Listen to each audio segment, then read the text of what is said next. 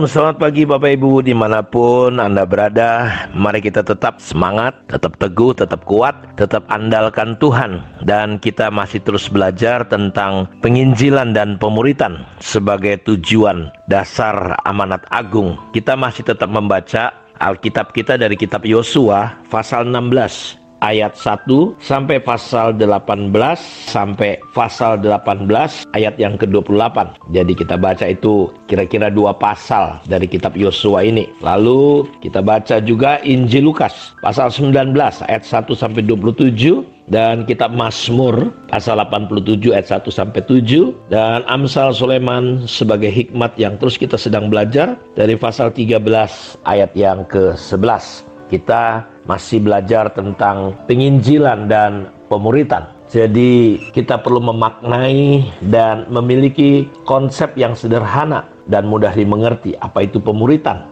Jadi penginjilan dan pemuritan adalah inti yang tidak dapat dipisahkan. Penginjilan dan pemuritan adalah inti daripada amanat agung itu. Pergi jadikan sekalian bangsa muridku. Anehnya terkadang gereja hari ini berhenti hanya sampai pada memberitakan Injil, ibadah raya, senang-senang, happy-happy. Dan lebih aneh lagi kalau gereja mereka sudah memenangkan orang, tidak memenangkan orang, apalagi memuridkan. Nah ini jadi aneh gereja. Gereja menjadi tempat kumpulan orang senang-senang, jalan-jalan, nyanyi-nyanyi, dan sebagainya. Tidak dapat disebut sebagai murid Kristus atau gereja kepenuhan Yesus. Apalagi ya menjadi gereja yang bisa berdampak. Karena itu kita perlu punya konsep yang benar, yang mudah dimengerti. Apa itu pemuritan? Jadi saudara nggak usah pusing metode, istilah-istilah yang begitu banyak dan beragam, ya, karena ada banyak model, ada banyak strategi, cara, ya. Jadi jangan terjebak di situnya, tetapi mulailah dengan hakikat yang sebenarnya di dalam pemuritan itu sendiri.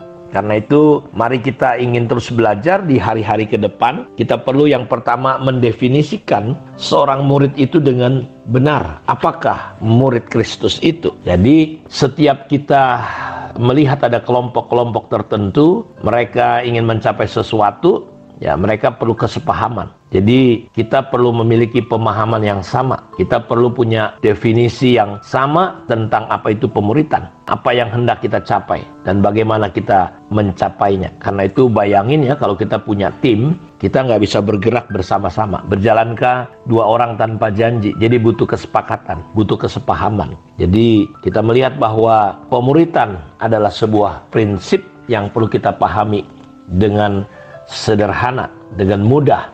Nah, kita mau lihat saudaraku, apa sih sebenarnya pemuritan itu?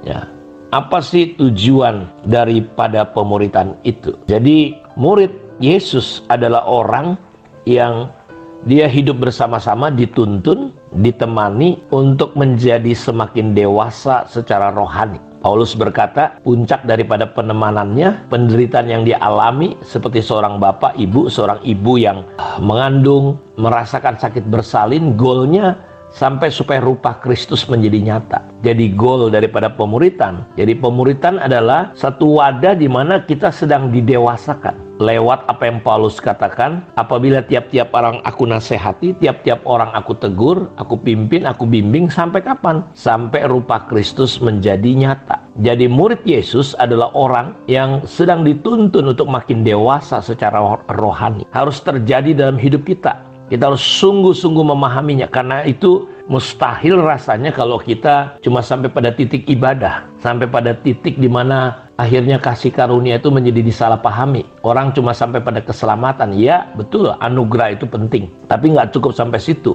Kita harus masuk di mana kita perlu dibina, dimentor. Murid adalah orang yang peduli kepada orang-orang yang terhilang. Jadi kalau saudara cuma sampai orang Kristen, kebaktian, nggak punya beban sama sekali, ini ada sesuatu yang keliru dan salah. Murid adalah orang yang peduli sungguh-sungguh kepada orang-orang yang terhilang di sekitar dia. Tuayan sudah menguning, tapi penuainya sedikit. Kenapa? Karena banyak orang Kristen cuma jadi orang Kristen, beragama. Mereka bukan murid, mereka tidak pernah dimuridkan. Karena itu secara teratur kita perlu mengajak teman-teman, tetangga, anggota keluarga yang belum diselamatkan untuk datang kepada Tuhan. Dan setelah mereka datang mendengar tentang Yesus, inilah hal yang terpenting, membawa orang ke gereja untuk mendengar kabar baik, dan kita sendiri memahami, punya hati yang terbeban kepada orang-orang yang terhilang dan belum dewasa. Jadi seorang murid adalah orang yang menjalani kehidupan bersama-sama dengan orang-orang lain, dengan orang-orang yang dia bawa. Dia membuat segala yang ada padanya tersedia bagi orang lain di lingkungan relasinya. Dia bangun sungguh-sungguh. Dia fokus bekerja sama dalam kelompok kecil untuk memenuhi kebutuhan tertentu komunitas itu. Dia berkorban, sama itu yang saya lakukan. Menemani orang-orang, berkorban. Dia rindu memperbaiki. Murid adalah orang yang rindu memperbaiki yang salah dalam kehidupan banyak orang. Dia menuntun orang itu kepada Tuhan. Seperti seorang gembala membawa ke air yang tenang, ke rumput yang hijau. Bahkan dia sungguh-sungguh menjadi aplikasi presentasi daripada Tuhan Gembala Agung. Dia mulai menggembala. Jadi murid adalah orang yang sungguh-sungguh mengasihi orang-orang yang justru tidak diperhatikan, yang miskin mungkin, orang-orang yang terbuang. Dan ini yang kita lakukan. Saudara harus punya hati Tuhan.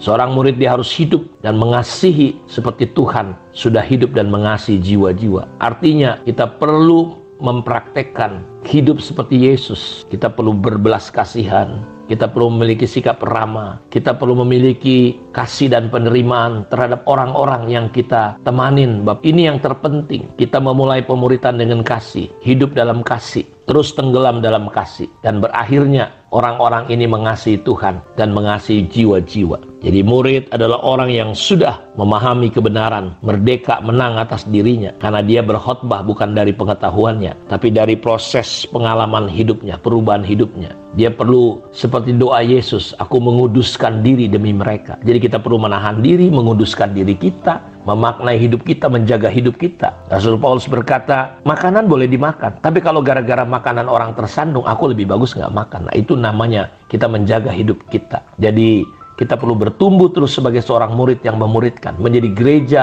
pembuat murid yang memuridkan. Kita perlu memiliki hubungan yang dekat, penyembahan yang intim dengan Tuhan. Kita perlu mengenali Tuhan dengan benar. Jadi kita perlu bertumbuh menjadi murid yang dewasa, sehingga kita bisa memuridkan orang lain. Kiranya Tuhan memberkati kita. Mari kita berdoa. Bapa, terima kasih untuk kemurahan dan anugerah-Mu. Diberkatilah semua anak-anak-Mu, biar kami terus bertumbuh hari-hari ini menjadi komunitas, menjadi gereja pembuat murid yang memuridkan. Hati kami dipenuhi dengan hati Tuhan, hati yang mengasihi jiwa-jiwa. Karena itu perlu kami butuh kasih karunia, kekuatan, kemampuan dari Tuhan untuk kami bisa bertahan, tetap bisa mengasihi apapun yang terjadi, dan walaupun kami berhadapan dengan banyak hal yang tidak ideal. Terima kasih. Di dalam nama Tuhan Yesus kami berdoa. Amin. Kiranya Tuhan memberkati kita semua. Shalom.